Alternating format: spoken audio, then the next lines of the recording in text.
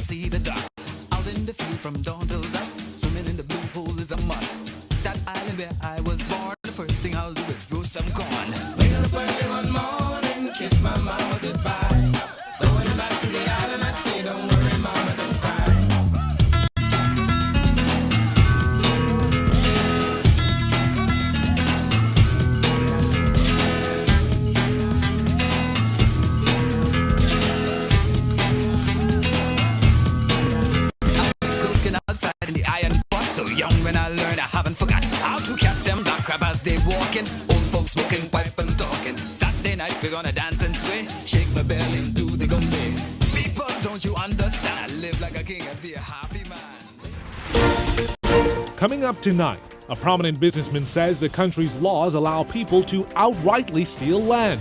He's proposing a new policy regime to fix that. Also, the country's GDP is reportedly on a serious upswing, but how long is that expected to last? We've got the latest. And later, Public Hospitals Authority workers can now breathe a sigh of relief. Hazardous pay is on the way. Eyewitness News starts now. Eyewitness News is brought to you by BTC. Switch today to save $860 for the year on the largest fiber network in the Bahamas. Good evening, everyone. I'm Theo Seeley. Thanks so much for joining us. Topping news tonight, government proposes that its Operation Restore, which is aimed at clearing unregulated communities, will be a start to solving the issue of shanty towns in country, but there's still no timeline on when that will actually be rolled out. In the meantime, CEO of Sunshine Holdings Limited, Franklin Wilson, says the introduction of a land registry could go a very long way in solving shantytown issues in country where Bahamians have seen their very own land stolen. Leah Cooper is on the story tonight. Local businessman CEO of Sunshine Holdings Limited, Franklin Wilson, calling on government today to overhaul land policies. Specifically, he wants a land registry introduced.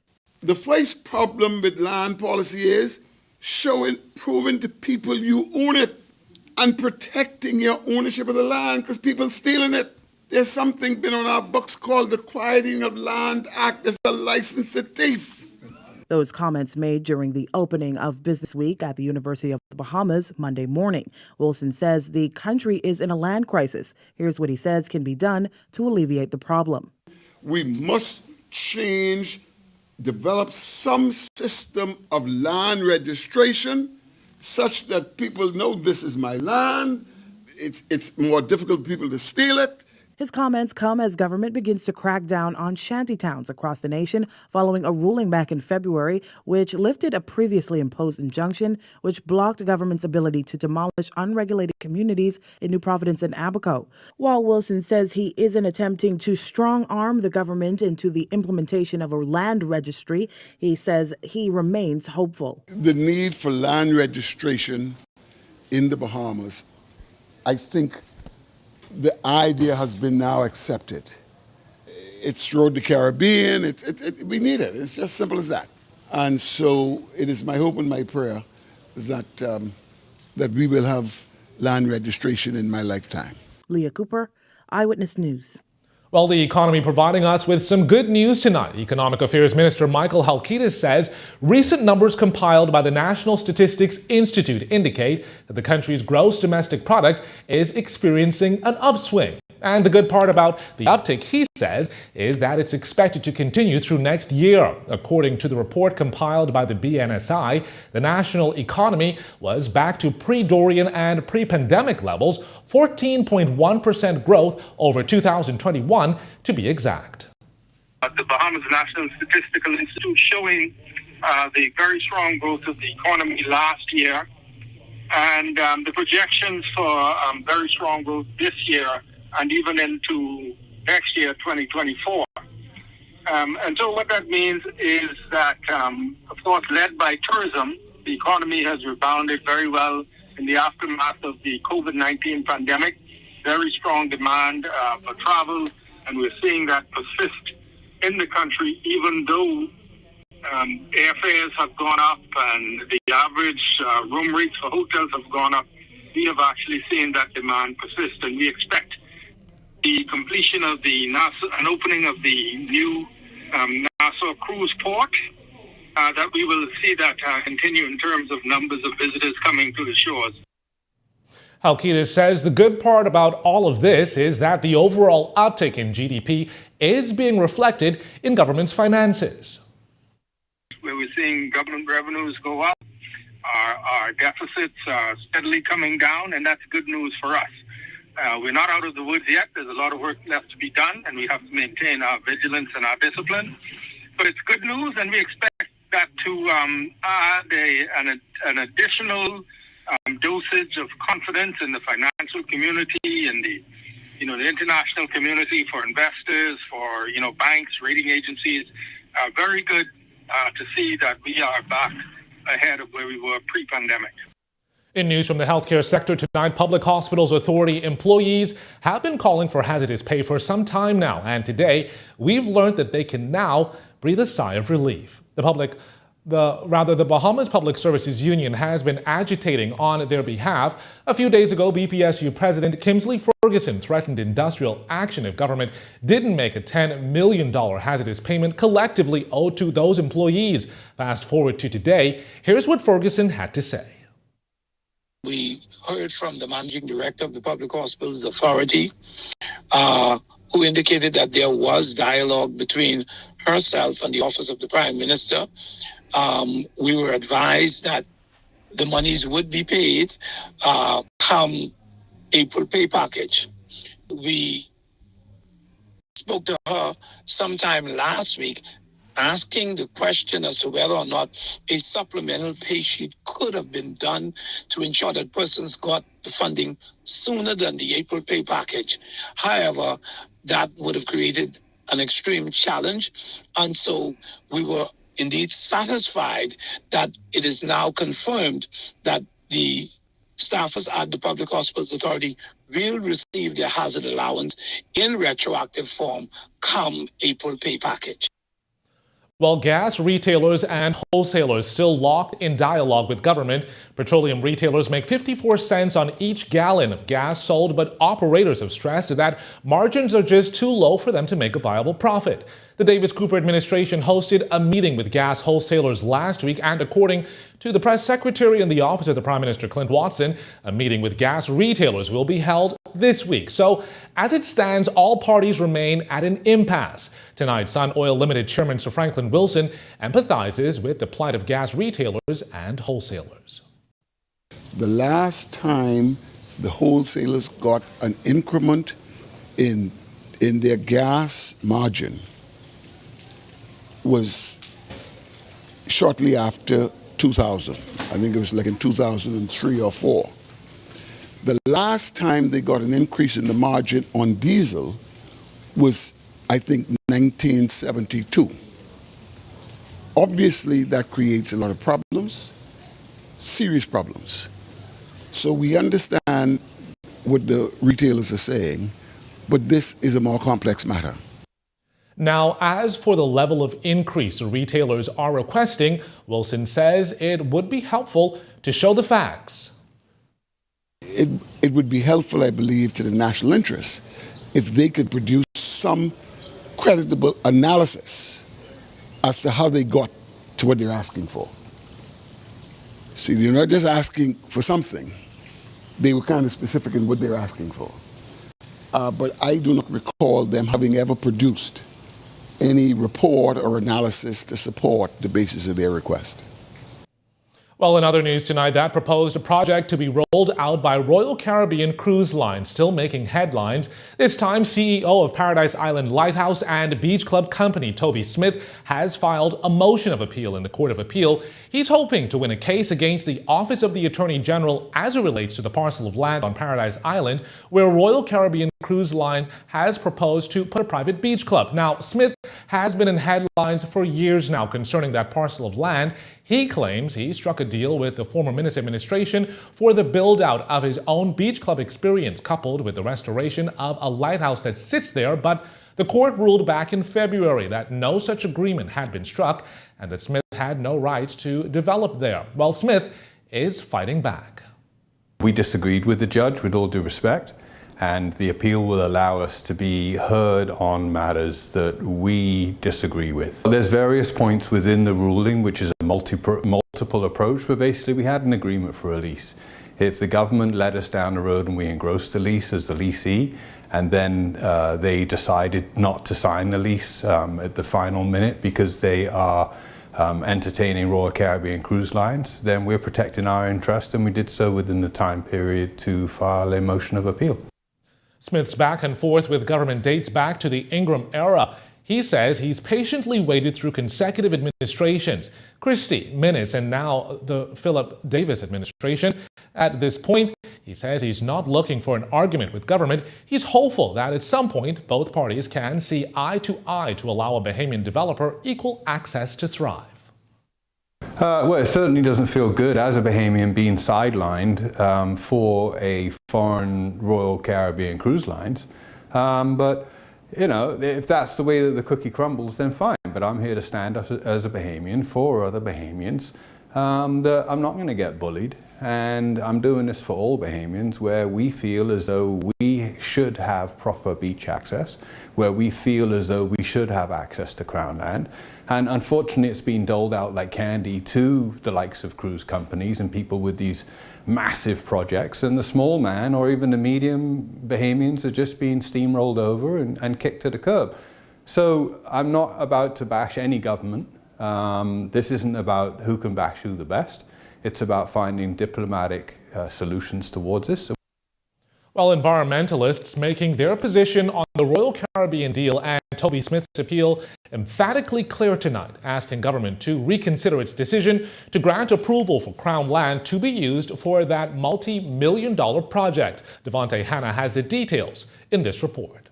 Bahamian entrepreneur Toby Smith tonight receiving backing from environmental activists who are cautioning government on the conditional approval of the Royal Caribbean Cruise Line's proposed $110 million Paradise Island project. We cannot sell the pot of porridge, for a pot of porridge, our inheritance. We owe it to future generations to preserve something for them. Both Joseph Darville and Eric Kerry have asked government in recent weeks to move circumspectly with the granting of Crown land. Now, the multi-million-dollar beach club will sit on 17 acres of land, 4 of which is government-owned Crown land. This according to the provisional approval announced by the Deputy Prime Minister Chester Cooper in a statement issued in March. There aren't many things that we own in our country, but we still have a shared ownership of Crown land. And just as Minister Hannah Martin said, we should be very careful how we deal with it. You go beyond Exuma, going towards Long Island, the same thing. You come around the Abaco Keys and the small keys, etc., the same predicament.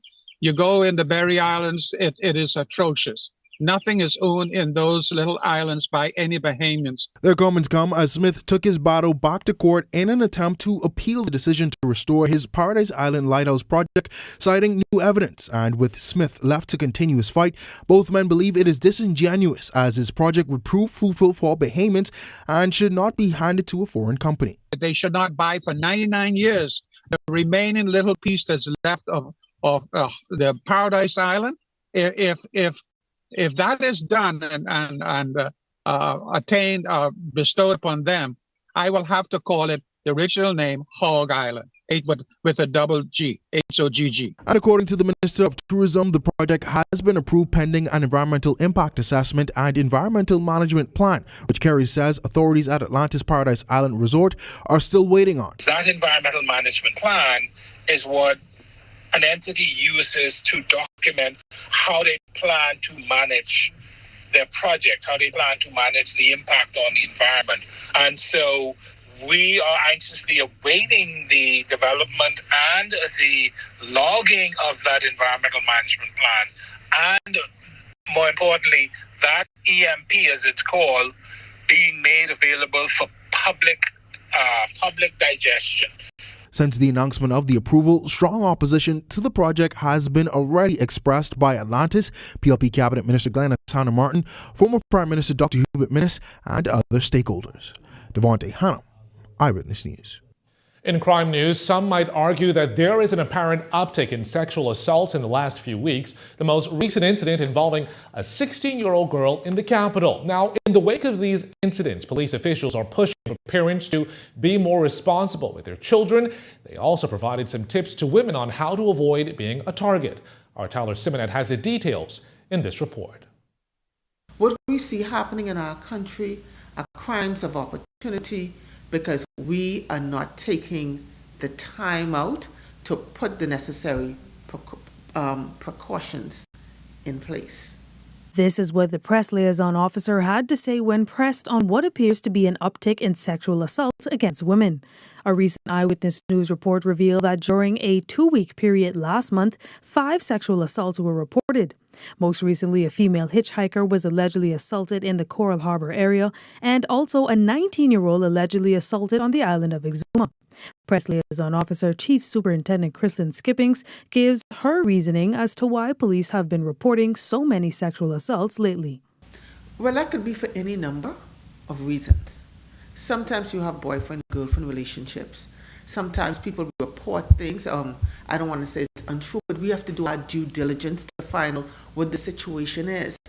And at the same time, too, females need to make sure that they are upfront and they are honest with their family members. members and letting them know where they are going, who they are going with, and not saying you go in one place and then you end up another and something goes wrong. A 16-year-old girl was allegedly walking in the area of Blue Hill Road at 12 a.m. on Sunday, where two males allegedly abducted and sexually assaulted her in nearby bushes. Chief Skippings has this word for parents in the wake of that incident. Parents should not allow their kids, their teenagers, to be walking from one area to another area after nightfall. I want to ensure that parents designate someone to pick up their children and bring them home. Your child should not be walking after dark to get to any location. When you do that, you put your child in harm's way. But do Bahamian women generally feel safe in the country? I really don't feel safe because, to be honest, everybody out there just being reckless and not, just thinking of what they do or what consequences or actions. No, I don't really feel safe because even walking around, there's lights barely on, especially on the campus. So what I do is I always stay where there's light now, or be on the phone with somebody or walk with somebody. One woman also agreeing with the press liaison officer, as she believes women should always try to avoid situations that make them a prime target. Don't go exercise by yourself. I'm a morning person, so when I exercise, I exercise like 4 o'clock in the morning when I used to. I never go by myself. Me and two of my girlfriends, we go together. In the afternoon, it's different. Of course, I feel safe. Like I say, it's where you go. You could be in your house. You could have all the security cameras, the bars, the dogs. And if someone want to come in, they would come in. Okay?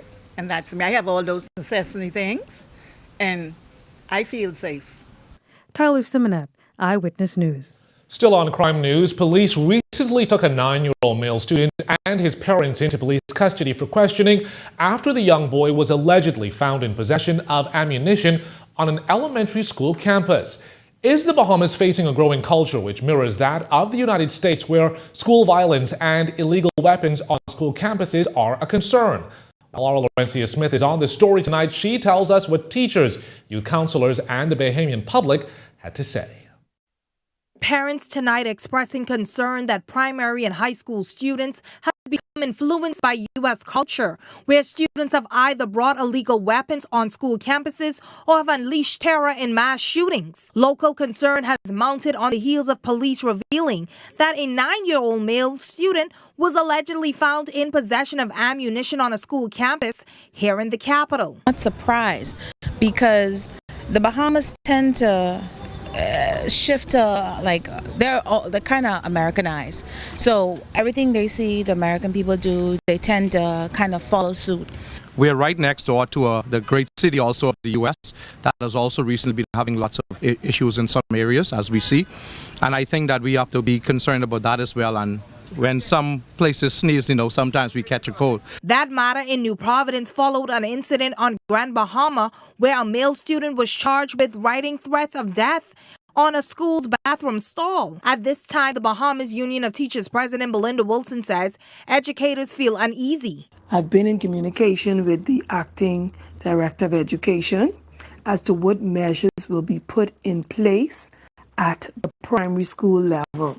Bag searches, metal detectors, random checks, and the police school resource officers, all of these have to be considered at all schools. Police says Friday incident involving the 9-year-old student is still under active investigation. Executive Director of the Teen Challenge Bahamas, Dr. Eric Fox, says that we're seeing unfold on the school campuses in the country is a part of a growing gang culture. A lot of young kids are being exposed to this kind of violence and this kind of talk and this hate and revenge and then the thing about it would make them so acceptable to this type of behavior because a lot of them are hurting. Fox is calling on a national program to be implemented to address violence and anger management for teens. And just to teach them some stuff or forgiveness and how to reconcile and how to do conflict resolution, how to manage their anger and how to talk about things that hurt them and the pain and there needs to be venues for them to really express themselves. What is the level of concern from educational officials on what some might say is a growing trend of violence on school campuses?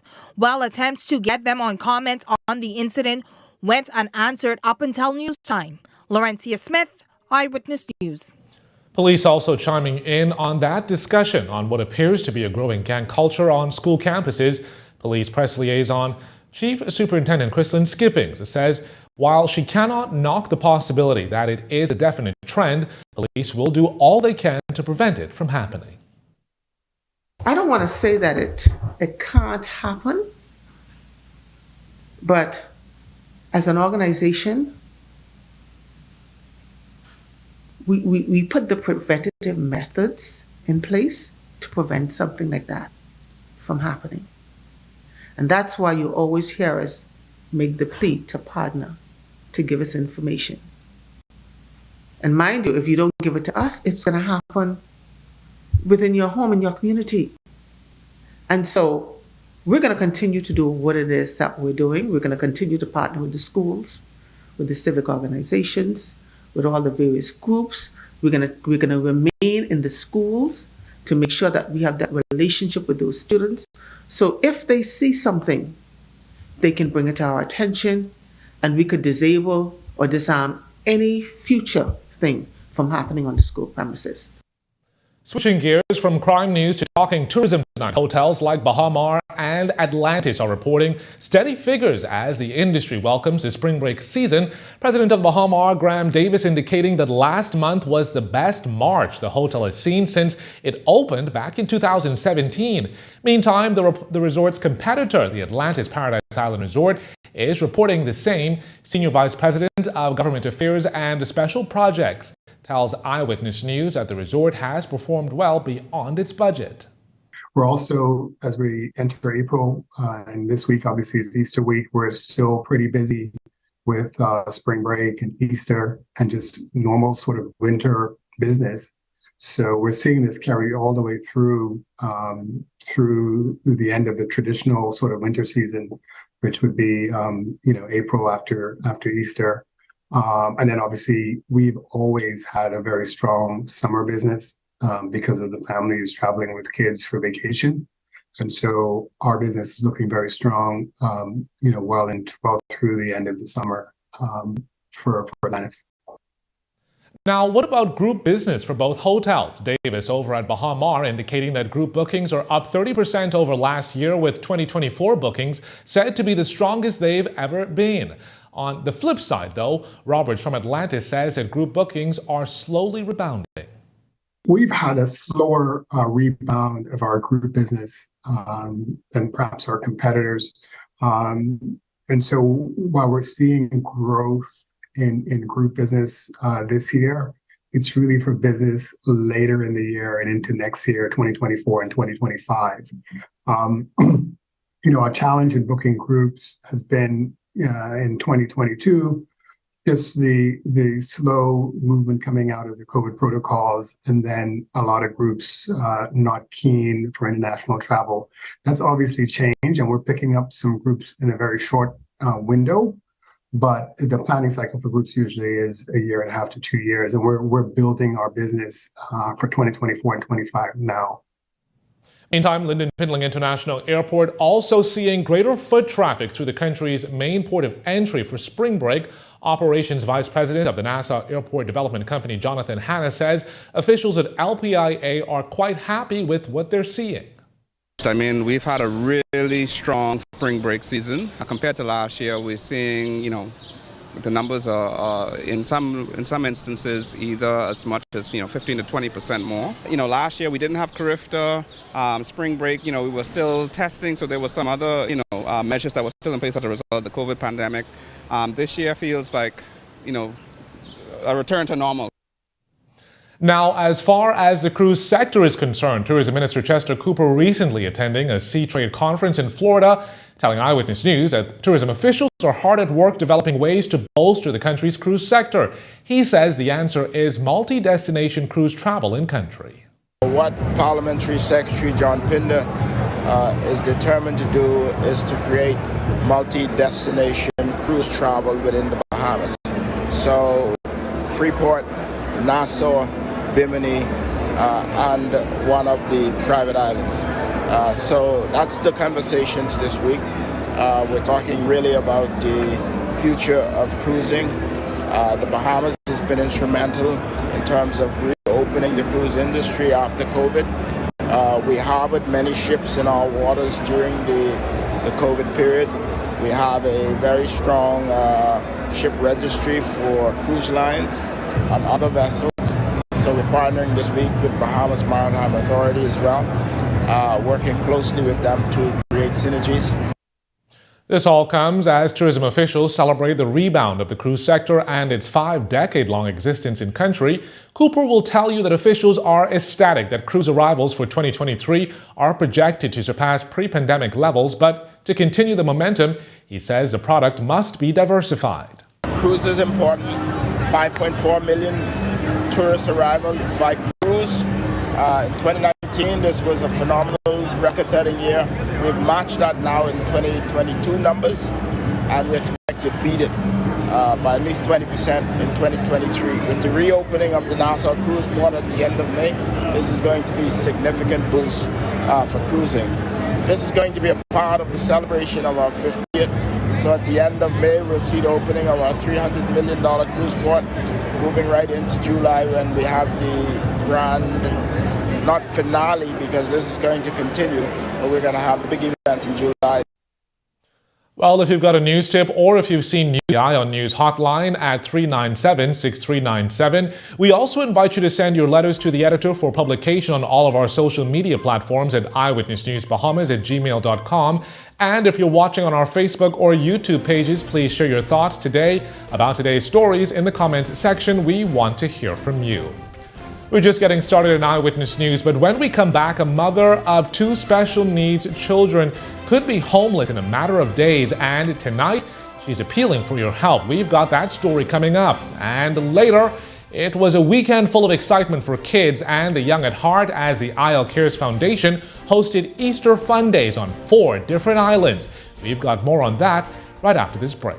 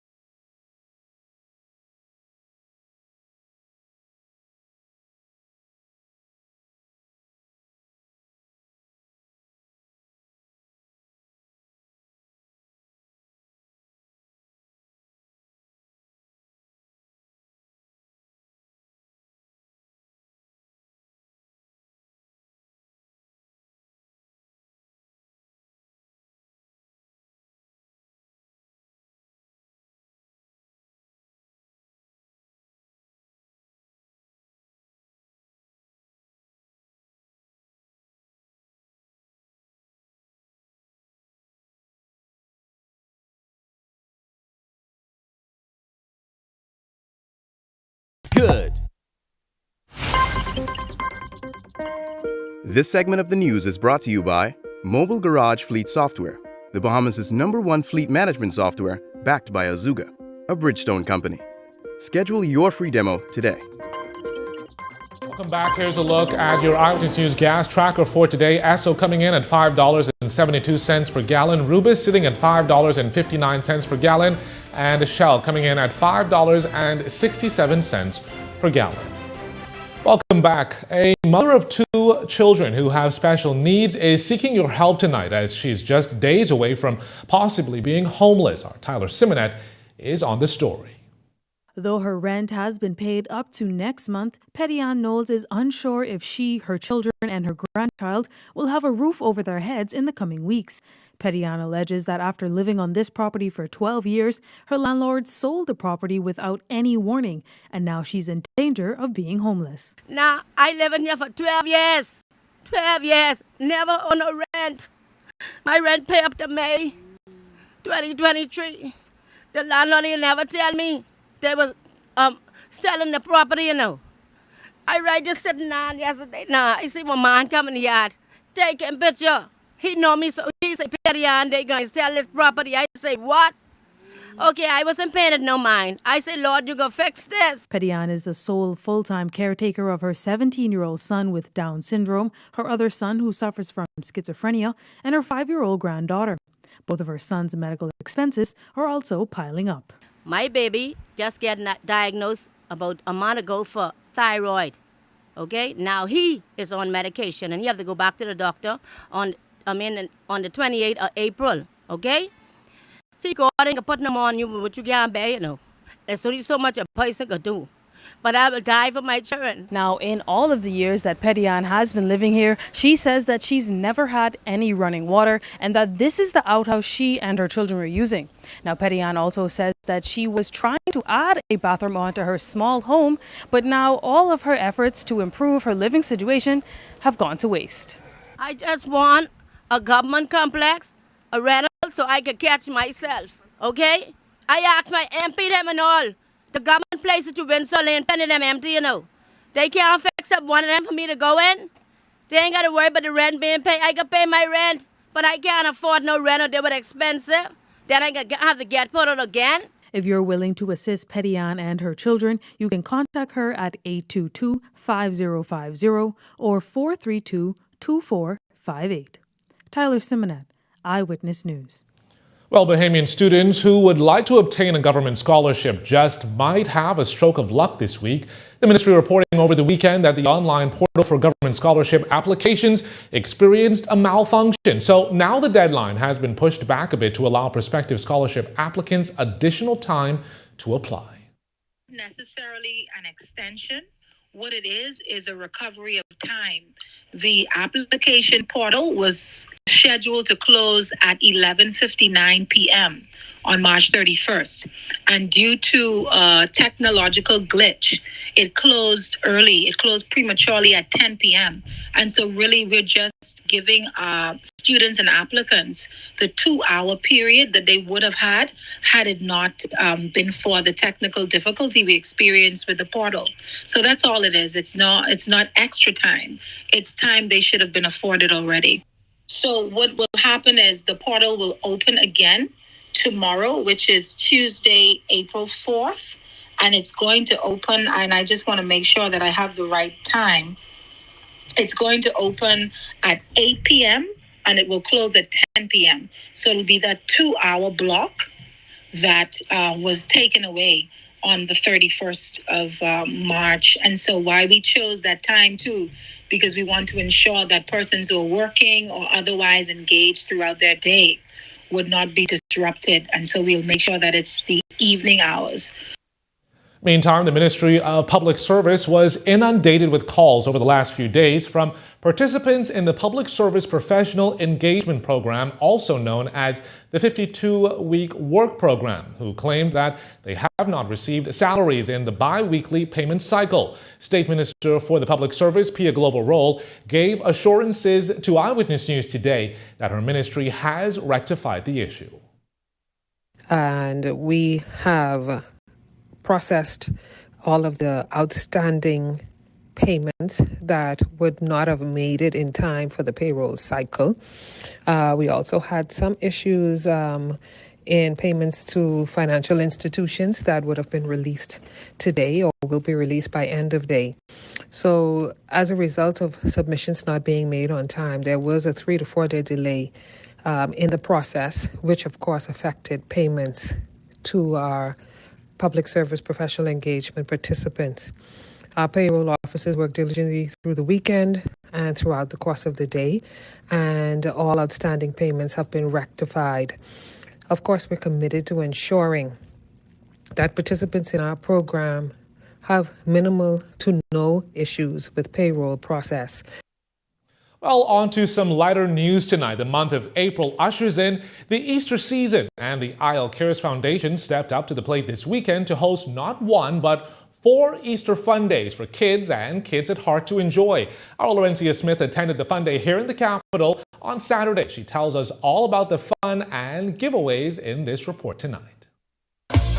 The Easter holiday starting off with a bang for hundreds of kids this weekend, thanks to the IL Cares Foundation and their Easter Family Fun Day hosted on Saturday on Grand Bahama, Abaco, Exuma, and New Providence. Eyewitness News was in the capital for the day of fun and games at the University of the Bahamas campus. The little ones that we spoke to happily shared that they wanted the Easter Bunny to bring them a whole lot of candy. I having lots of fun. What's been your favorite part of today's event? The bouncy castle and the gifts. Mostly everything is my favorite part. I don't know which one to decide. My favorite part of the day is when I go on the climbing thing. And also the bouncy castle and also taking pictures with the costume people. The Easter Bunny, Mickey Mouse, and Sky from Paw Patrol posed for pictures with the kids and even the big kids at heart. The children enjoyed rock climbing, the bouncing castle, and bull riding. And a number of parents expressed their appreciation to the IL Cares Foundation for the day of fun. Wow moments. These kids, there are a lot of kids who are less fortunate and whose parents aren't able to provide them with baskets and a good time like this. So this is, well, me as a parent, I'm very grateful. Very nice, and the kids are enjoying it. Awesome job. Keep up the good works. 100%. It's awesome. Contributing back to the kids for Easter. It's awesome. I'm proud. I'm happy. According to the event planner at IL Cares, Devrika McDonald, the foundation gifted roughly 4,000 baskets on 4 islands. It's important to be a really good corporate sponsor because we can see just by the turnout on here how people need assistance. We can see it. So we're just happy to be at the UB campus, and we're happy for the turnout that we have. The Grateful Kids sends this message to the IL Cares Foundation. Good job for being nice to the kids. I would tell them, great job. You did a really fantastic job for letting everyone have fun for this Easter day. Tell them thank you for this wonderful day. Thank you. Laurencia Smith, Eyewitness News. And with the long holiday weekend approaching, Easter usually means a chance for lots of people, both Bahamians and tourists, to travel. The country's main gateway, Lynden Pindling International Airport, is expected to be buzzing with thousands of passengers this weekend. Vice President of Operations at the Nassau Airport Development Company, Jonathan Hanna, telling Eyewitness News today that officials expect that the airport will process up to 80,000 passengers. Yeah, so from Holy Thursday straight through Easter Monday, we're expecting anywhere from 70 to 80,000 passengers, which is, last year we saw about 62,000 passengers during the same, Thursday to Monday period. And so you can see that it's, a quite sizable increase when compared to last year. In 2019, we did about 75,000 passengers. And so we expect to either be right at that mark or even greater. Well, with so many passengers expected to travel through LPIA for the Easter holiday, Hannah assures the traveling public that proper infrastructure and contingency plans are in place to ensure a smooth flow of foot and vehicular traffic at the airport. rest assured that there are plans in place. All of the stakeholders have been working well together to move persons through as efficiently as possible. Persons should expect some lines, but rest assured knowing that each organization, stakeholder is doing their part to move those persons through as quickly as possible. Certainly from the land side perspective, if the parking lots become overwhelmed, we do have additional capacity in other lots. We would simply close that lot off and move persons to other lots. Well, here's a quick travel tip for those.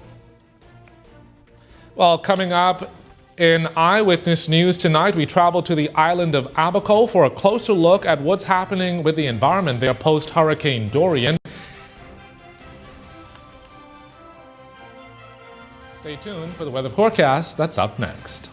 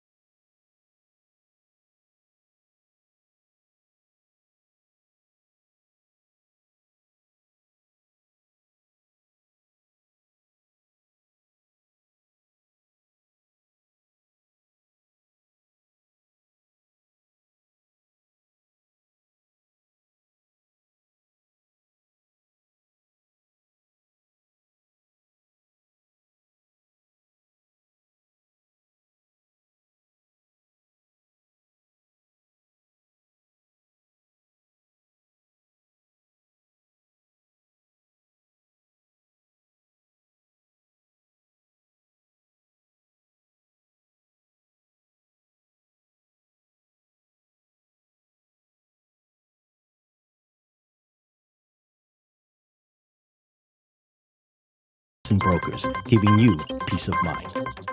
Looking at live pictures of Collins Avenue this evening, where the temperature is right around 79 degrees with an expected dip to 72. This is Eyewitness News. Welcome back.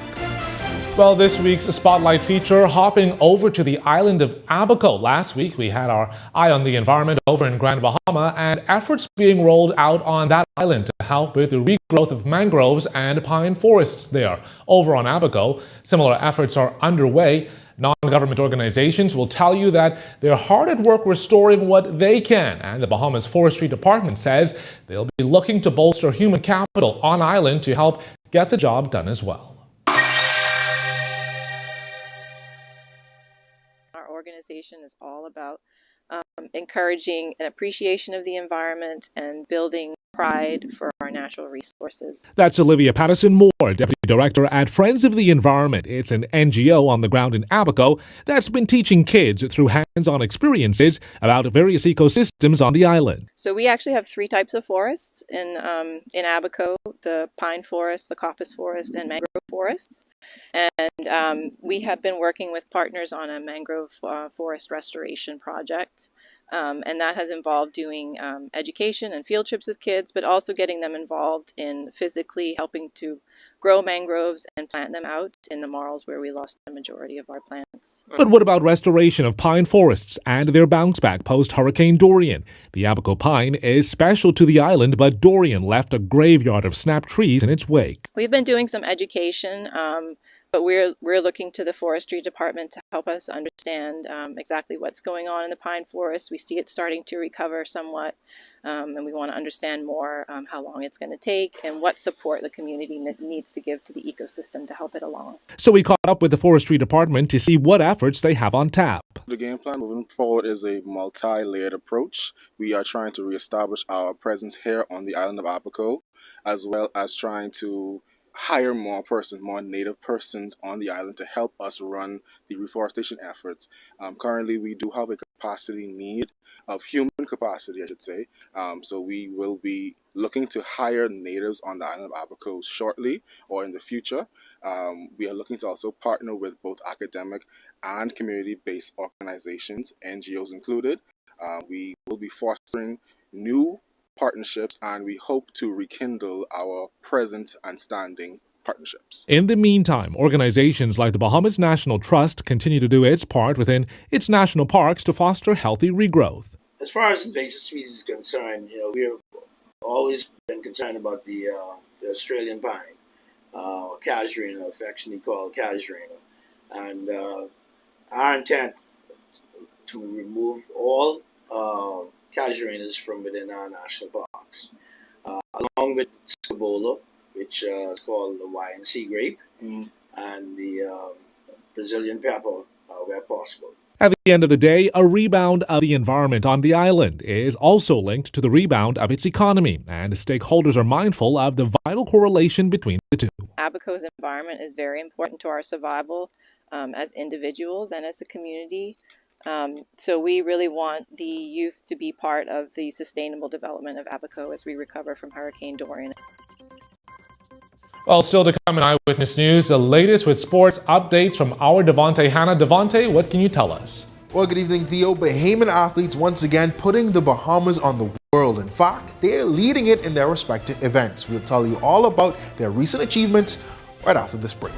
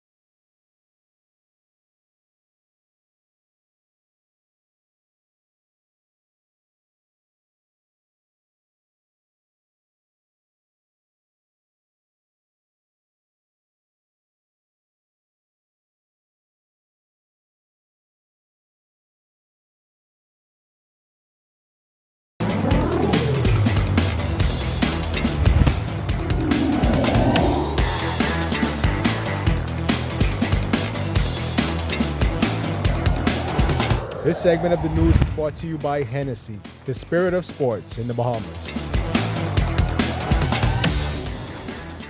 Well, good Monday evening, everyone. Welcome to Eyewitness Sports. I'm Devontae Hanna. Well, off the top tonight, it was a blazing weekend for two Bahamian collegiate stars at the Texas Relays, both Keyshawn Strawn and Terrence Jones becoming world leaders in their respective events. We begin with 19-year-old Strawn, who completely shattered his own national record to win the javelin throw with 84.27 meters, a school record and the fourth best in NCAA history. It was his debut competition as an Auburn University Tiger. As the throw came in the second round, Strawn, though, is on the hunt to punch his ticket to Budapest for this year's World Championships and will need to throw at least 85.20 meters. Well, Terrence Jones also fooled into a new world-leading time in the 200 meters, opening his outdoor season with 20.05 seconds, qualifying for the World Championships later this year.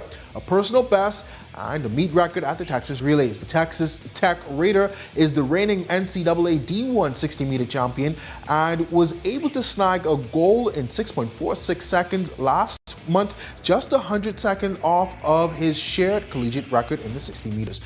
Jones is optimistic about how his power will transfer into his 100 meters. And speaking on the sidelines of his win, he's in pursuit of a Bahamian national record.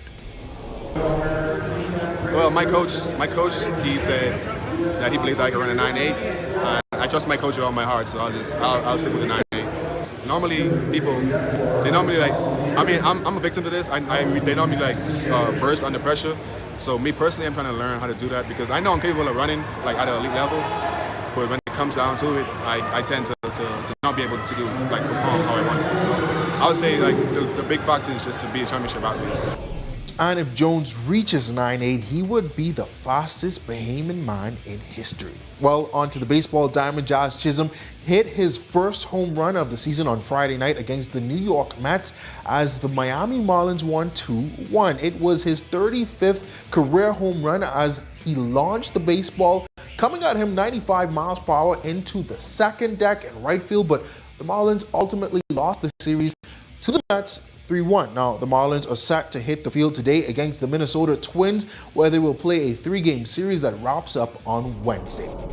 Meantime, the Bahamas national archery team is on their way to international competition this year. They are lined up to compete in England at the European Grand Prix Stage 1. The team is represented by two compound archers, Leron Roll from New Providence and Dovar Moultrie from 8 Mile Rock in Grand Bahama. The team manager is Lisa Stavel Roll. All the best of that archery team in their upcoming competition. So that's a look at sports once again. I'm Devontae Hanna, but stay tuned. We've got more news right after this break.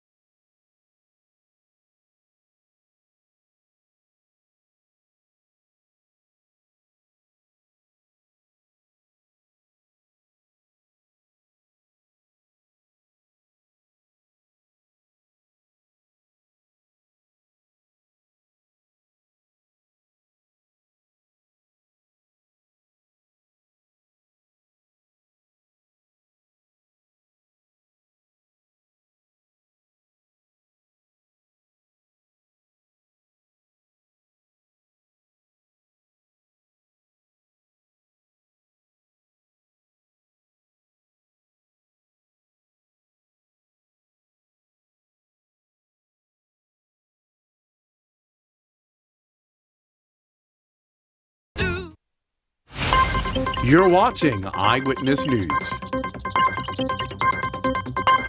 Up and beyond the headlines, host Shanique Miller is up next, dissecting the top stories of the day, and that starts right after this. Well, that does it for us in Eyewitness News. It's certainly been a pleasure having you in our company tonight. On behalf of the entire news team, I'm Theo Seeley saying good night, same time, same place tomorrow.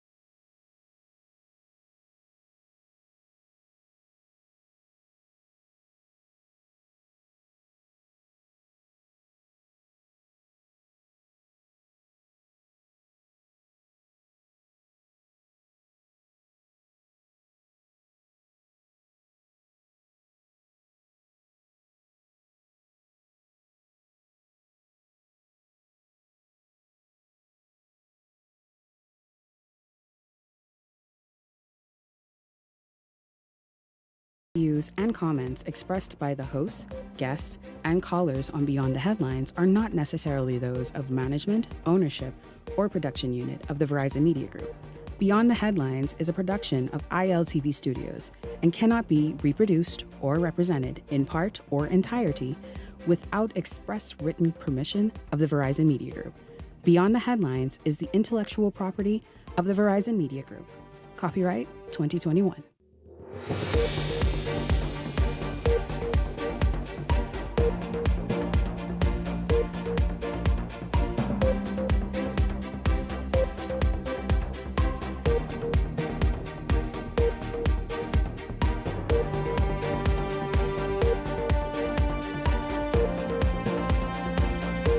Alive, still connected, still with you. A 9-year-old boy shocking school officials after he was found with a quantity of ammunition. We talk about the discovery on a primary school campus. Also tonight, Toby Smith back in the news after he says he has new evidence to help him get that property and approvals on Paradise Island. And this question, making God gender neutral? Well, that debate is ongoing as the State Church of England continues to mull it over. This is Beyond the Headlines, brought to you by Alive. Good evening, everyone. I'm Shanique Miller. It's great to have you along this evening. That 9-year-old boy and his parents are assisting police with their investigation. The discovery of the ammunition was made on Friday with the assistance of the K9 unit. Officers found the ammunition in a garbage bin on the campus, a primary school campus at that. Well, we begin right there this evening, and we are certainly going to hear from our contributors. Welcome to Beyond the Headlines. Contributors Leslie Miller and Candace Scott. Good evening to both of you, and welcome to the show. Good evening. Thank you. We understand that it's an inner city school. It's nothing new, and it's nothing that we can dismiss, rather. That's what I want to say. It's nothing that we can easily dismiss, because we see how these issues can sometimes turn out and play out on campuses across the United States. Well, before we get started with the both of you, Bahamas Union of Teachers President Belinda Wilson spoke to this issue and about school safety today. Safety is and has always been of utmost concern to the Bahamas Union of Teachers, because a safe teaching and learning environment is important. It was very disturbing to receive the report of a 9-year-old male student in possession of ammunition, and even more concerning that he brought it to school. I've been in communication with the acting director of education as to what measures will be put in place at the primary school level. Bag searches, metal detectors, random checks, and the police school resource officers. All of these have to be considered at all schools. I've communicated with the police, and this matter is under active investigation. The Bahamas Union of Teachers, we will continue to monitor this situation, and we're prepared to work closely with the Ministry of Education and the police on matters of this nature, because our schools must be safe for our teachers and our students. Belinda Wilson, President of the Bahamas Union of Teachers. Well, there you have BUT President Belinda Wilson speaking to this issue. Quite troubling, in fact. I want to ask you, and Peggy, I'll start with you, and Leslie, of course, you respond after that. How troubling is this that a 9-year-old student, a primary school student, could get his hands on ammunition, who knows where the weapon was, and then proceed to bring it to school? I don't know if to show off, to threaten students, whatever the situation may be. But let's just talk about the fact that this discovery was made on Friday. Thank you for having me, Shanique. I will continue on from my point of last week when it comes to protecting our children.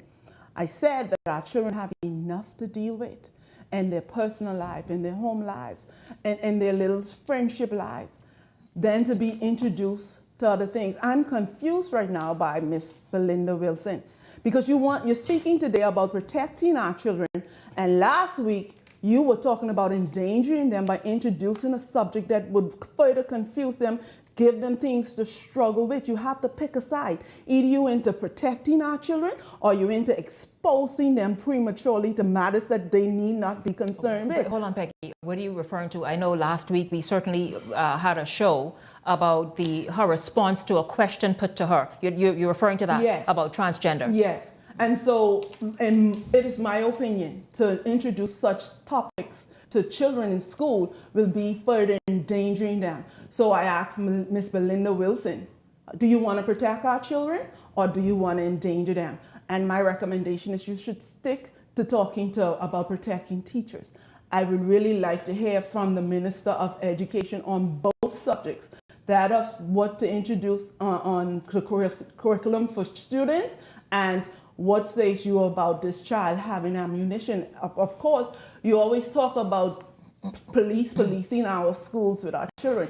Obviously now we are a bit forward in this conversation that a child can bring ammunition. I read in the news story that he had threatened a student. And this is probably the strength of knowing that he had ammunition that he threatened. So this was to further intimidate that student to say, listen, I come in for you, or if you mess with me again, I got these.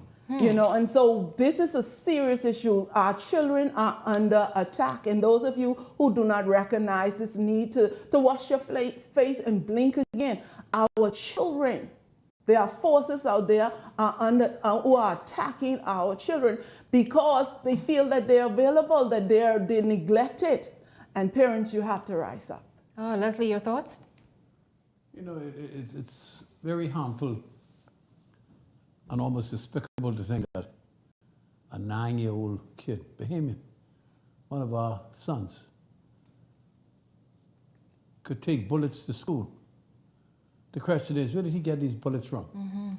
Is it his environment, that the big guys on the blocks? He may be around when these guys are talking. He saw where the fellas put their bullets, and of course, he may see where they put their gun. That's right.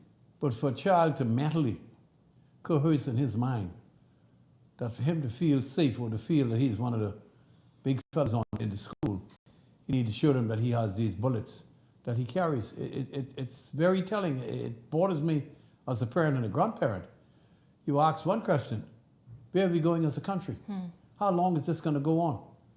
As the lady said a few minutes ago, the same thing with this transgender stuff that is going on now in the country. You know, it scares me that we're heading in the wrong direction. We have to get back to the basic tenets of life. Kids are kids. We're supposed to bring them up in a responsible manner, to let them be helpful to society. Let them, first of all, be helpful to themselves and others, their brothers, their sisters, their friends, and to give us a better country. If that's what we're going to leave behind, the country's in serious problem. Oh boy, I tell you, it's quite, like you say, worrisome. And the thing is, we want to, you know, we don't know if he was being bullied. Sometimes a kid who's being bullied responds that way. And so if he was being bullied, and obviously education is so complicated now, and it's so much more than perhaps it was even a decade ago, that all of this now you have to take into consideration. What is the answer? Police are questioning him and his parents. We've seen, according to the official police report coming out of that incident, an investigation is ongoing. Where does the blame fall? Sometimes a parent is blind to this. I mean, had this, thank God it didn't, but turned out differently, the parents may have been, when interviewed, may have been saying something like they have no idea where he even got his hands on a gun and bullets. They probably don't have any idea. Because many parents go to work early in the morning. Their kids go to school at a certain time, 9 o'clock, they go to work, probably leave home 7:30, 8 o'clock to get to work on time. But we are still responsible for our children and our grandchildren. I think it gets back to what the neighborhoods used to be like. When we used to be our brother's keeper. I think we've lost that. We've lost touch with most of what used to be. Our parents brought us up to love each other, to respect each other, to be decent with each other. And society as a whole has been losing those basic tenets for a very long time now. I'm sure the mother and father, if there is a mother and father there is, we know there's a mother, the neglected fathers are out there, don't have the slightest idea what the kids are doing. It puts us in a position, in a state of dereliction, of duty on all of our parts. Society is at fault here. Society. It's quite, again, really troubling.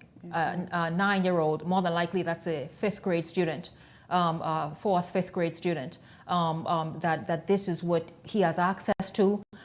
Somebody who cognitively cannot sort of decipher what is really right from wrong, and have that. It just, again, obviously, you know, the police is looking into this matter. Schools, is it time for us to have metal detectors and searches, that kind of thing, on school campuses, even primary school campuses? We have this discussion every time there's something of this nature at the school, whether there's a stabbing or fighting or some incident. The conversation that never concludes or bring resolution is that of security on our school grounds, policing our school grounds, even the conversation of detectives. We have advanced in this. If a 9-year-old can take weapons to school, a fourth grade, if I remember correctly, can take ammunition to thing. It is time for us. When bringing up children, if you say to them, I can deal with you, but you don't deal with them, and every time they do wrong, you say, I'm gonna deal with you, they get used to you saying you can deal with them and nothing happens. And so it's with society. We keep promising and threatening, we're gonna put this in place, we're gonna put detectives, we're gonna put police. And like after the conversation dies down, 2-3 days, we go back to normal until there's an incident. We have to follow through on these promises to protect our children. I think it's very disheartening that we've arrived at a place in time in our small Bahamas that we need to have metal detectors in a primary school. Primary school, think of that, in a primary school. Yeah, absolutely. A primary school. We need to have police protection for primary. This is not America, for God's sake. This is the Commonwealth of the Bahamas. We can do better than this. All of us have a responsibility. Our kids need a chance to be kids and to grow up to adulthood. If we keep it like this, we're not going to go anywhere. I'm very, very disappointed in all of us as a people.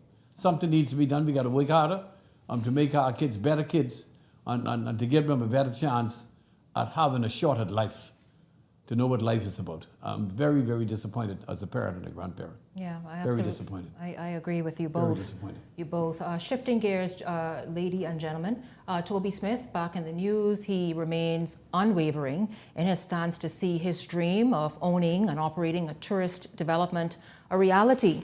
Smith says that he possesses, this is in the news today, he possesses new evidence that would help his case and help him acquire the necessary approvals. Now, he filed an appeal with the appeals court to obtain the necessary government permits and approvals. He says that he has some new evidence that would help him. What do you suppose that evidence entails? You know, this matter has been going on for so long. This man has been getting so much publicity, unlike the average Bahamian would have gotten if it wasn't for the color of his skin. And I hate to say so, I'm just dealing with the facts. I am told now that he's now with a new law firm where you're going to have a serious conflict of interest if it is true that the law firm of a sitting cabinet minister is going to be representing him in this matter. It puts undue pressure on the government of Bahamas and the cabinet to have that take place. And I trust that if that decision was made, that it will be rescinded and this man could be sent someplace else. It is very difficult for the law firm of a cabinet minister is representing him? Yes. And it's very difficult for the appeal court to overturn anything that's happened in the regular courts. He's had his shot. I ask the question again.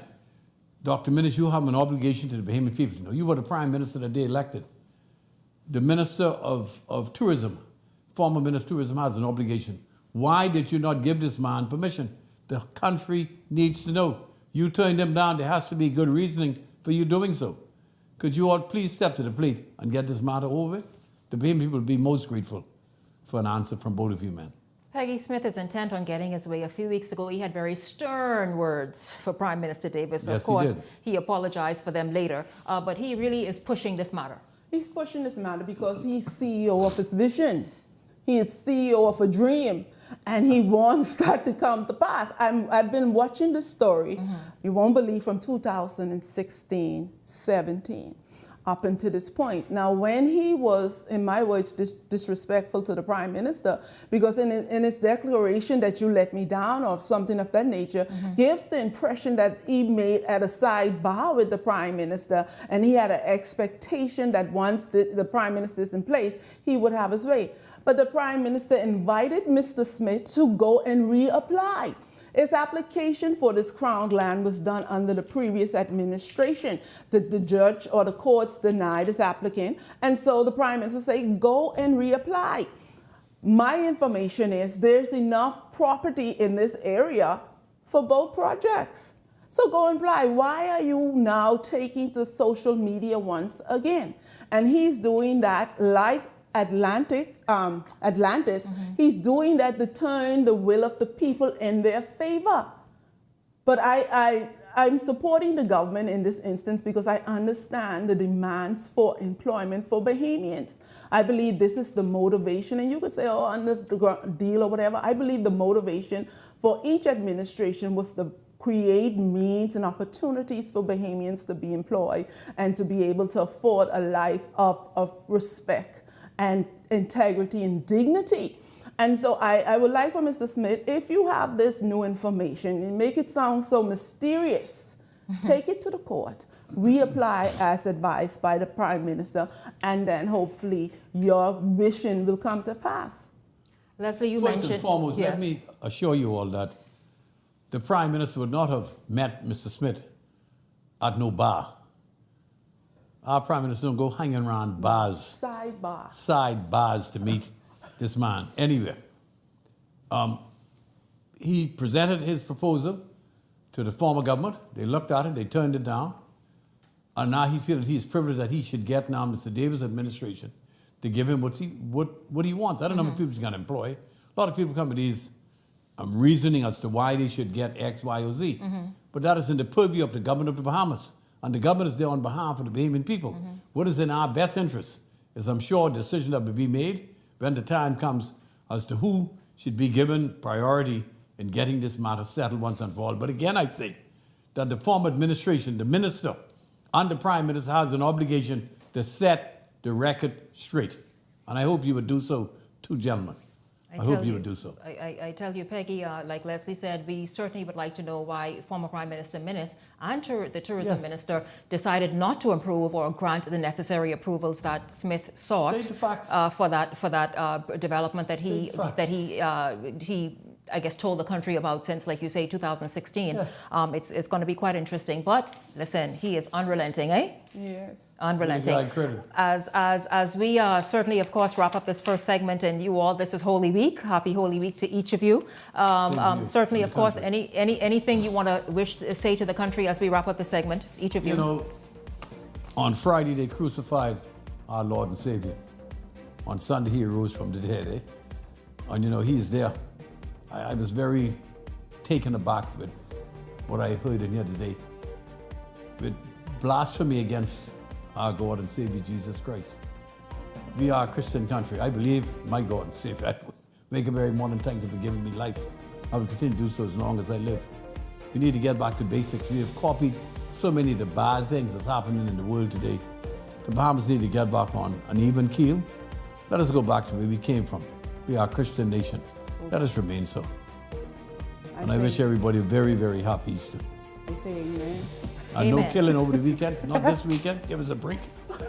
Amen. Listen, don't go anywhere. When we come back, we are going to discuss the issue of removing Our Father from the Lord's Prayer. This is Beyond the Headlines, brought to you by Alive. Back right after this.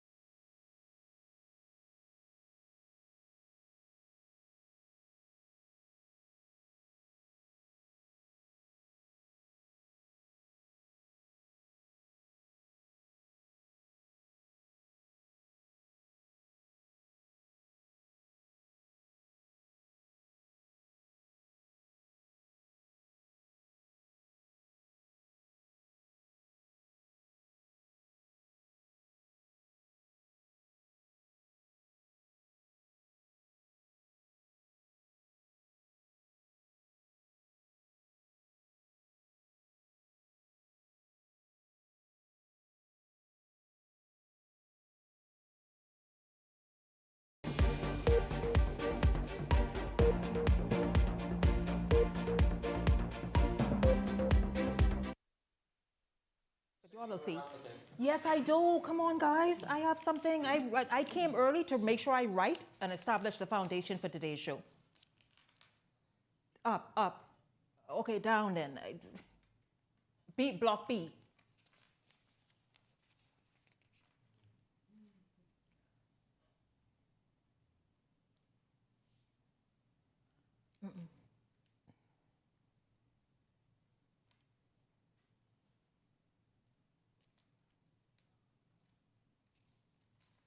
I understand that was Tingame, CV, I'm sorry, what's that school name again? Stephen Dillon? But of course I'm not going to call the name. Up, up,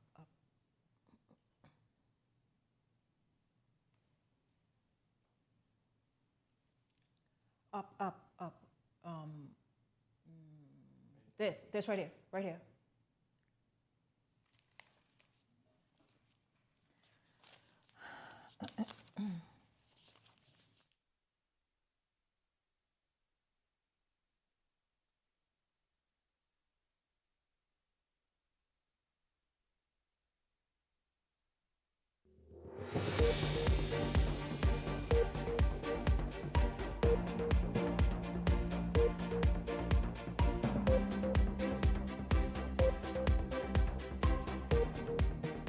Welcome back to Beyond the Headlines.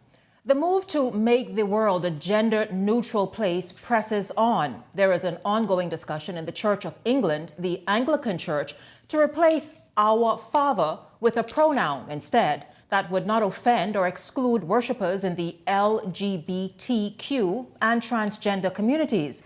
There are some priests who fear replacing the words "our Father" may be a step too far. Well, the Lord's Prayer is seen as the most powerful prayer. According to the Bible, it was given to the disciples by Jesus himself as a model on how to pray. The prayer begins with, "Our Father, who art in heaven." Many Christians and non-Christians feel those two words alone evoke a feeling of a protector, a father above all fathers, who by those very words gives us access to a miraculous power that heals and restores, soothes, and so much more. Take a look at a debate on an Australian network television. I'd imagine when you heard about this, the steam began to rage out of your ears. What is your view of a gender-neutral God?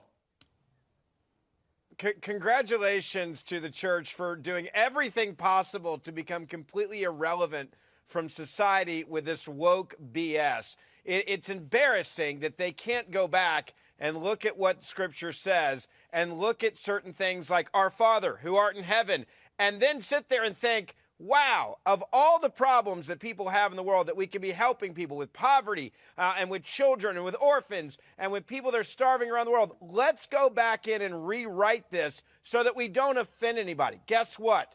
The Scriptures are offensive to people that sin. The Scriptures are offensive to Christians because it is about right and wrong. There are people that are always going to be offended by the Bible, and to try to take the offensiveness out of it and give everybody a kumbaya warm hug is a disaster for the church. Anyone that's doing this, in my opinion, should not be in a position of leadership of the church, and they should be fired immediately for trying it. Okay. Simon Hill, your response to that? Well, I think, with all respect to Ben, he's right that the church should be concerned about poverty, about the needs of children. The church could get a lot more active in supporting marginalised people. But this isn't the Church of England considering a massive change. This is just a part of the Church of England having a discussion about possibly allowing some variety in worship in the way God is referred to. And actually, there's nothing new about it. God is not literally male or literally female. It's new. God That's doesn't what have we're talking genitals or chromosomes.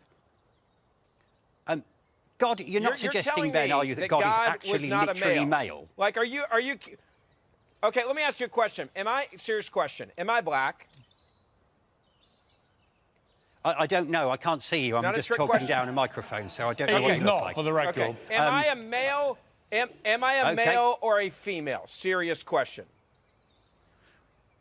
Well, I assuming you're male from what you say. Of course, Jesus as a human being was male. So if you can be that logical, hold on 1 second. If you can be that logical, and I'll go to Piers Morgan for this. Is Piers Morgan black or white?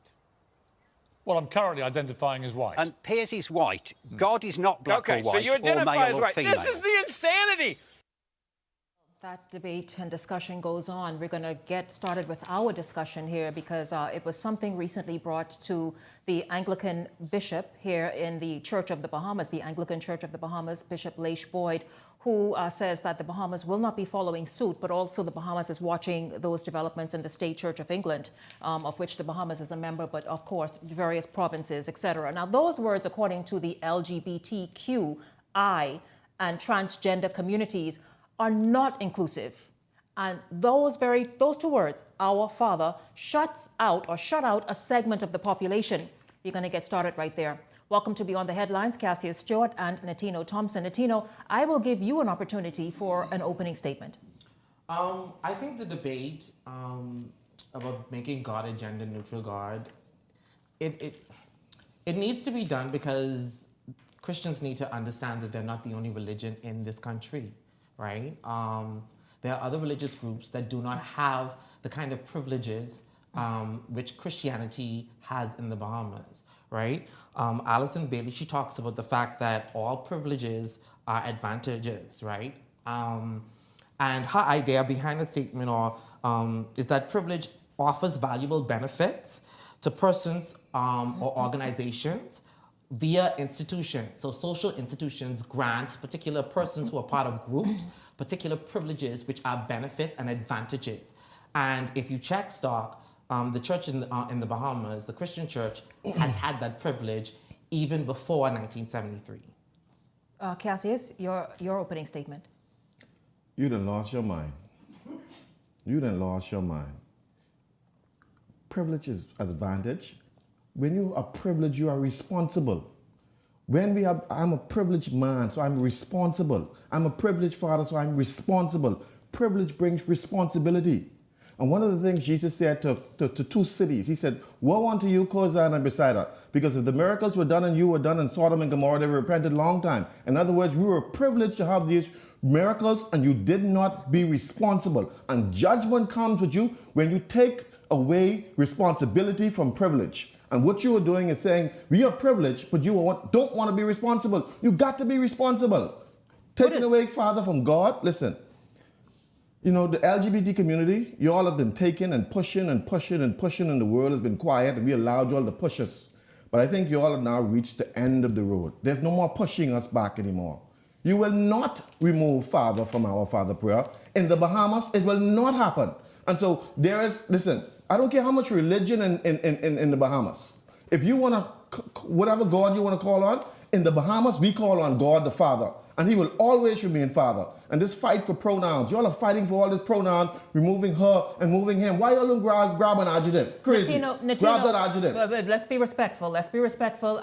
Don't call each other crazy and all that stuff. No, I ain't talking to him. I'm talking to them. I know you're talking generally, but let's be respectful. Netino, what is offensive about our Father? Those two words. And doesn't it? Don't you feel, even for someone of the LGBT community, doesn't it evoke the same feelings that everybody else feels? Well, I mean, it will only evoke that if that person is of that faith. Mm-hmm. I'm not of that faith.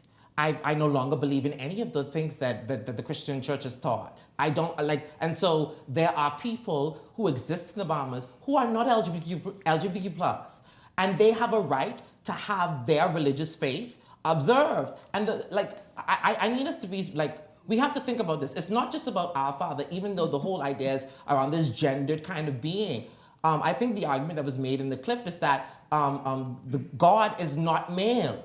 And so there shouldn't be any offense because according to the scripture, God is a spirit. And spirit are genderless. Mm-hmm. If they are genderless, then removing the word Father doesn't do anything, right? But back to the whole point. Would you want to call him our mother? The point is, no. Would you want to call him our mother? I would advocate that you remove the... our first Annie? First and foremost, we shouldn't be privileging one form of prayer or one kind of religious faith in the public domain. For example, name me one religion that has had access to advising all prime ministers that have sat in the Bahamas. We a Christian nation, buddy. Wait. It's a Christian nation. But anywhere in the world, especially In the United States, you got the prayer by the church. But we are a Christian nation. That's what we submit to. If you don't want to submit to it, then that's your problem. But here we submit to that. Our parliament submits to the Christian laws. Let me finish, because I didn't interrupt you, right?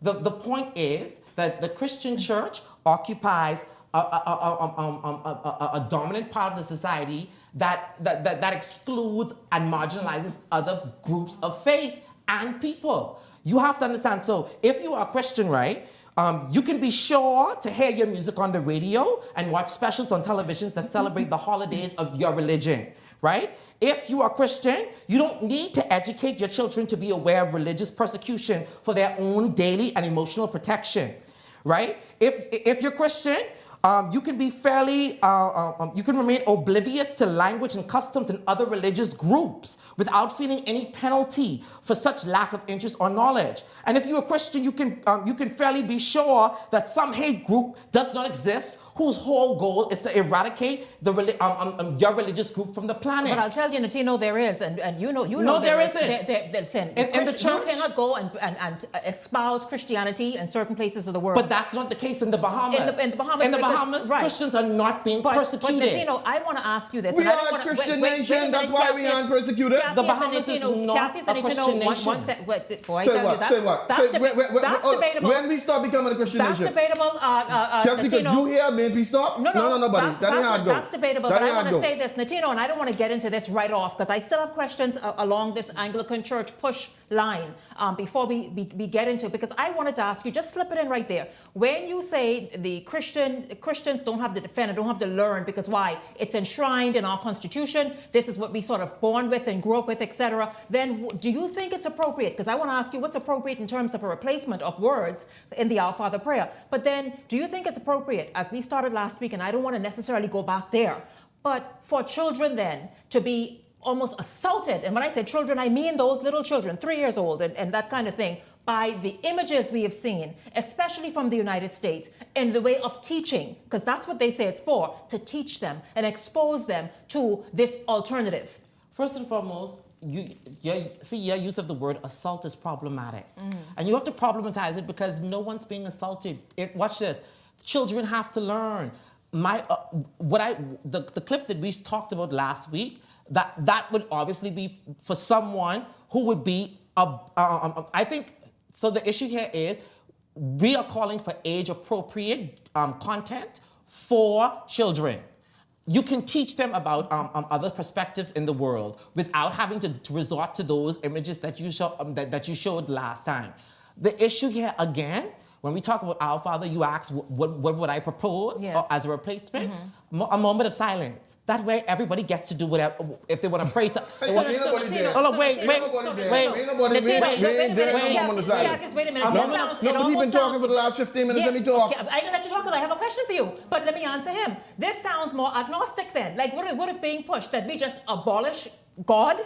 Why do you feel like no one's trying to take anything from you? You trying to take my God from me? What you mean? Hold up, wait. Watch this. For people who've been in that position of privilege, it will feel like that because y'all only know that to be the reality. Tino, you know what I can do for you? I can book you a ticket right now to Canada, and you can espouse this whole thing, whatever you want to. But listen, you are in the Commonwealth of the Bahamas. And as a Bahamian citizen, I want you to know. You have a right to exist. I have the right to exist. We will do whatever we can to make sure you I have the right to espouse. But you ain't bringing your foolishness to the Bahamas, buddy. I have every right. I don't care. Go ahead, Natino. You have a right to exist. You can go to the hospital. If you get cut, we can fix you up. If you need protection, the police can be there for you. But we will not let you bring this trash you are bringing in the Bahamas. It's not your turn. Go ahead, It's not your Natino. turn. Wait your turn. Like I said, no one's taking anything away from you. It will feel like that for persons. For example, if fish do not know that they are living in water. Tino, stop talking foolishness, man. They don't know. Tino, you talking let me finish. I can let you come in talking foolishness. This other nonsense you talking. Other nonsense. This is Holy Week, and what Natino is pushing deserves... It's trash. Yes, but it deserves... No. It deserves hearing out. Natino was saying, instead of prayer, then in order to be inclusive, forget the Our Father, all the rest of that, we should have a moment of silence where anybody who believes how they believe, and whether those who don't, who figured that Our Father prayer is it outdated, Natino? Is that what you all feel? Watch this. My thing is, if that's what you want to do, then a moment of silence offers you the same opportunity. Listen. Just do it silently in your mind. We can say our Father. First and foremost. Because He is our Father. First and foremost. Tina, let me.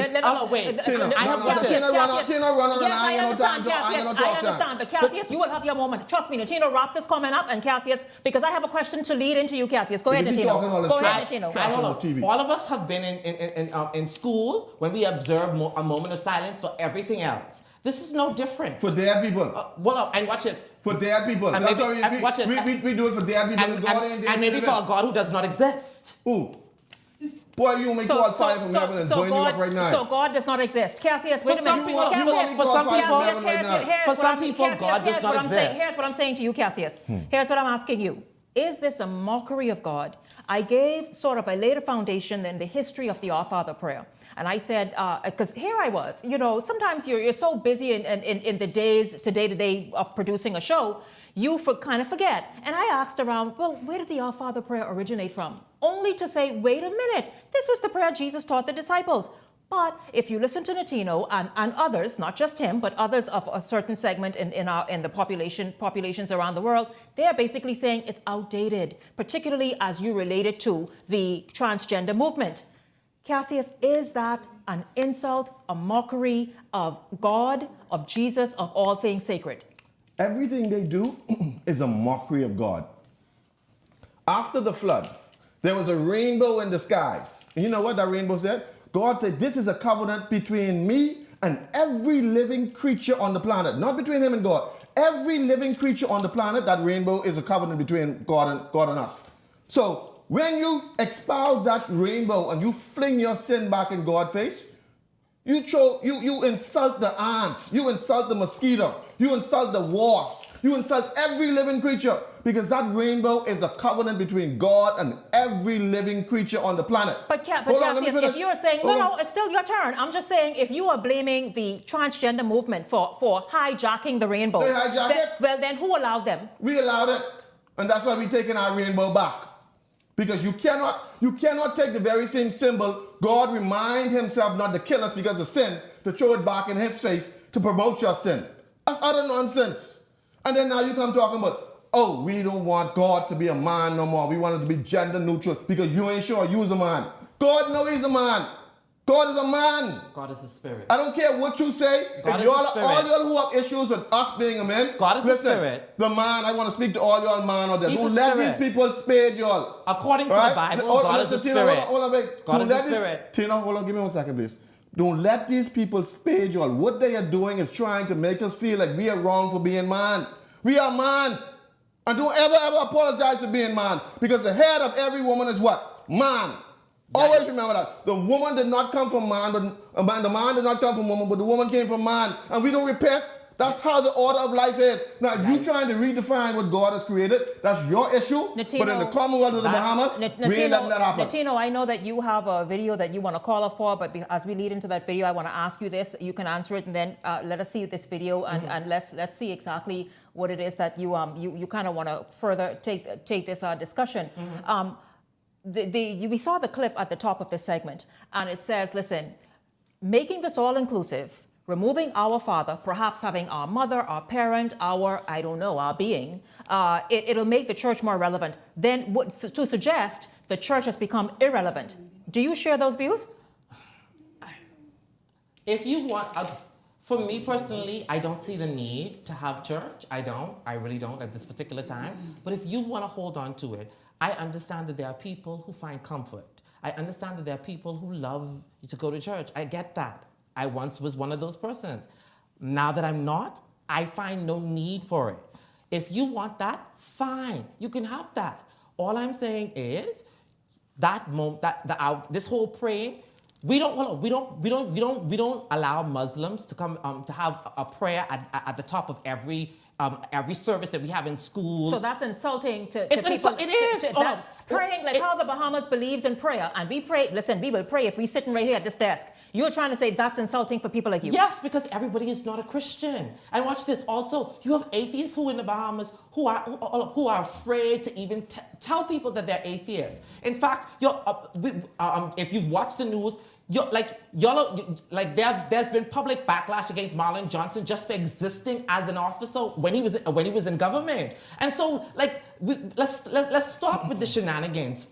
I understand. Hold on. You have the right to have your religion. We're not taking that away from you. All we're saying is y'all need to give up a lot of these privileges that y'all have. Y'all need to give up, Latino. Why? But Latino, why not give up? First of all, because watch this. But you say you want to be included, right? All inclusive. Now you're saying give it up. Ain't nothing getting give up. Here's the thing. You have to give it up, right? Because give it up. In order for room to be made for other religions to listen, hold on, Tino. We do not discriminate against no religion. Yes, y'all in the Bahamas. do. None. The Bahamas.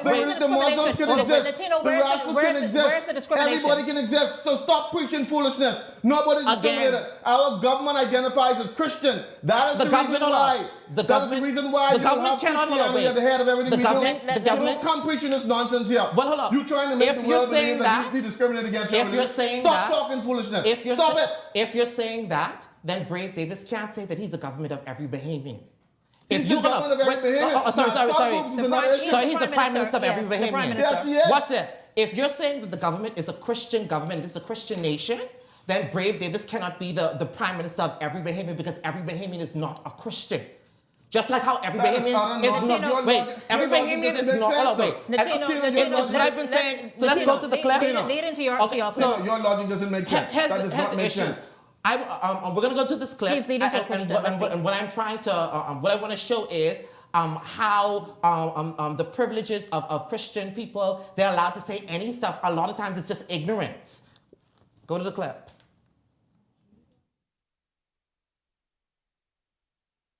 So let's get started. I'm excited. I was looking at something today concerning the uprising of the gay community. Not just in the Bahamas, but all around the world. But I'm going to touch the Bahamas because I'm a Bahamian. I'm a full Bahamian. I'm not a half Bahamian. I don't have Haitian in my bloodline. I don't have Jamaican in my bloodline. I definitely don't have Chinese in my bloodline. I don't have African. I am a full Bahamian. I didn't come here by boat nor by plane. I didn't come here on the back of a shark. A dolphin didn't bring me here, nor did it bring my parents. I'm a full Bahamian. I was born here, and so were my parents. So I have a right to speak as a Bahamian regarding anything. All right, and in that short clip. Yeah, Latino was ignorant about that, or what's happening? Well, this is a teaching moment. Mm-hmm. In the clip, she says that she's not Haitian, she's not Jamaican, she's not Chinese, she's not African. Well, last time I checked, every person, the majority of the Bahamas is 90% black or of African descent. That's ignorance right there. Wait, on top of that, and here's why it's important. Because I was also at a wedding with this same pastor, and she was the one who said that you're not a real woman if you don't bear children. These are the kinds of dogmatic statements that come from the church. The dogmatic, homophobic, xenophobic statements that come from the church. You always come up with all and these. watch this. Listen. And watch this. I did not speak when you were speaking the last time. Yes, you did. Right? Let him speak. Let him speak. Yes. These comments prove that the Christian church occupies a place of privilege. And watch this. She's never going to be censured for that. She incurs no penalty for that. In fact, people will rally around her. But where's the xenophobia in that? Where's she being xenophobic, Latino, in that statement? What's wrong with you today? I mean, come on, you got your. Like I explained, what's wrong with you today? Like I explained your to logic you, does not make any sense. We are a Christian watch nation. this. We Let me cannot finish. no ground. In fact, we are taking ground. Let me finish. We want our school to preach the gospel. We want our churches to speak. We want the businesses to be Christian. This is what a Christian nation does. And we don't apologize for that. We do not apologize. Cassius, if I have to tell you one more time. Amen. As I was saying, Natino, where is she xenophobic? She to drive her point home. She is saying, listen, she is full Bahamian. That's basically, she is full Bahamian. No so sense, whatever it is that she is trying to. So here's how the xenophobia comes about, right? Number one, any person of African descent on this side of the world, which is the Caribbean, came from one place and one place only. We know that. Wait, hold up, wait. She knows that. Hold up. The internalized racism that does not want to identify with being African, right? With being Haitian, with being Jamaican. That, hold up. That in and of itself, we know how it is. Those statements implicitly implied within that is that I don't want to be mixed or I don't want to be associated, right? I need us to understand this, right? That when it comes down to the people who are Bahamian is a nationality, right? Race, African. And in fact, if you check the birth records, you will see that before the word Bahamian came into being, when they would take for race, they would put A for Bahamians. A, which means African. And so don't tell me you're not African. Watch this, to be Bahamian is to be African. To be Haitian is to be African. To be Jamaican is to be African. Because all of us came from one place. Originally, yes. Originally, our ancestors. So in that is an inherent. But the point is, right? The point is. Is an inherent internalized racist point. Go ahead, Cassius. I am African, right? But I want you to know that the African nation has stood up and are rising up against this homosexual agenda. I have 1.5 million people reach out to me and say, listen, we stand with you. Africa is standing with you. We will say no to homosexuality. We will say no to transgender. Yes, we are Christians. We will not give up any ground. In fact, we want to take more ground. We want you to know that when you come to the Commonwealth of the Bahamas, this is where God lives, and if you don't like it, go somewhere else. Nantino, save your point. When we come back, I'm going to ask Nantino to what end, where else, because I do recall this started as in the United States that, listen, we want same-sex marriages and we need that right. The right was granted. Now we find ourselves here in terms of educating students and little ones in particular, and introducing to them the transgender education or lifestyle through the education in the classrooms. I'll ask Nantino to what end. This is Beyond the Headlines. We are talking about we're talking about the gender neutrality of God. Yeah, we did kind of go all over the place, but it's all related. This is Beyond the Headlines. We're back right after this.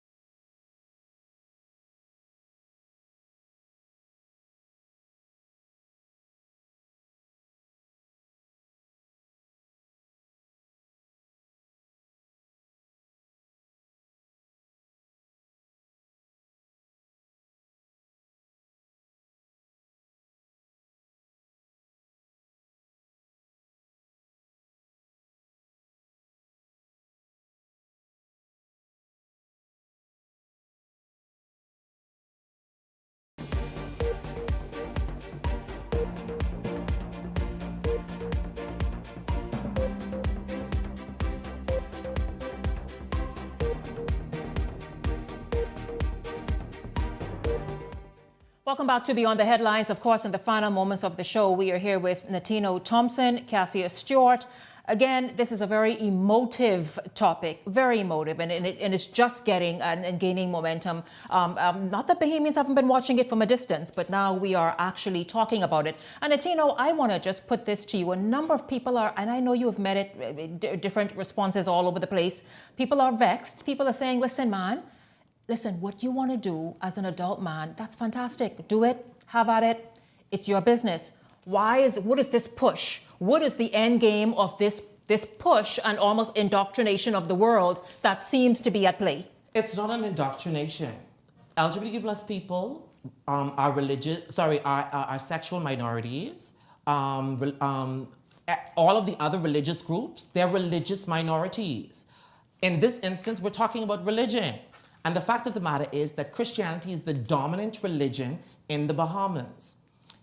What other religious groups are asking for is similar to what the LGBTQ plus community have been asking for, but in terms of sex. You have to give up these privileges. You cannot act as if you're the only.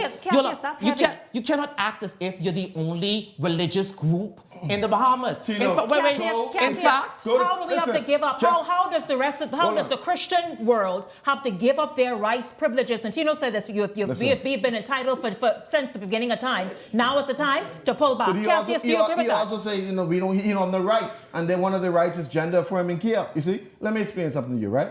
Gender affirming care is to give boys and girls their hormones, right? They want me to pay for Bobby for a man. A man don't supposed to have Bobby, and I ain't giving you no hormones to get no Bobby. I don't care, all right? This is not the Our Father prayer. No, you say rights. Our Father prayer. Right. In addition to that, right? Our Father, who art in heaven. I know God is a man. I know I's a man. When I wake up, like I said last time, I know I's a man. If you look down and you can't see your penis and you ain't sure whether your penis is a vagina, hold on. You have what I call gender schizophrenia. In schizophrenia, there's a place for schizophrenia. We have a place in the Bahamas called Stanland Rehabilitation Center for sick people. If you can't identify what you got, something wrong with you. Something wrong with you. Natino, you're schizophrenic. Natino, where do you see this push? Not just in the Bahamas. I'm talking this global sort of push to, as you say, enjoy additional rights that Christians in particular have. I said that Christians have enjoyed for forever. To what end? Here's this issue. The issue is that these are not additional or special rights. These are just the rights that every citizen are entitled to. What rights? And watch this. We're talking about religious, the conversation about Our Father prayer. Muslims do not have or occupy the same position or privilege that Christians have in this country. Mm-hmm. We do not have a Muslim Christian or Muslim council. We don't have a Buddhist council. We don't have a Baha'i council. We don't have that. They need to be able to access. So, Cassius, right? And that's all it is. It appears as though the thing is to strip the Christian Council and all that Christianness in this country to make sure that is even with every other organization and group. Go ahead, Cassius. I want all y'all pastors out there who listen to this to see what they're doing, right? Stand up. Get on your pulpit and preach the gospel, because they're coming after you. They're coming after your religion. They're coming after your God. They're coming after everything you believe. It is time you all stop joking in the church. Because these fellas ain't playing. Remember, the kingdom of God suffered violence, and the violence taken by force. We are not giving up any ground. I'm a member of the kingdom. I don't make no apologies for who we are, and we ain't giving up no ground to you. None.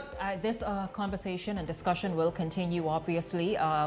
Certainly, of course, we will and make every attempt to have different views around the table at the same time, so that we all have a better understanding and you make the decision that you want to make or the choice that you want to make, but certainly, of course, to have views represented here on the show. And I thank each of you. In fact, Natino, Cassius, thank you both very much for appearing on tonight's show and this discussion, because I tell you, don't touch religion in the Bahamas, child. I tell you, Our Father which art in heaven, hallowed be thy name. You don't touch. Natino, I see what you want to say?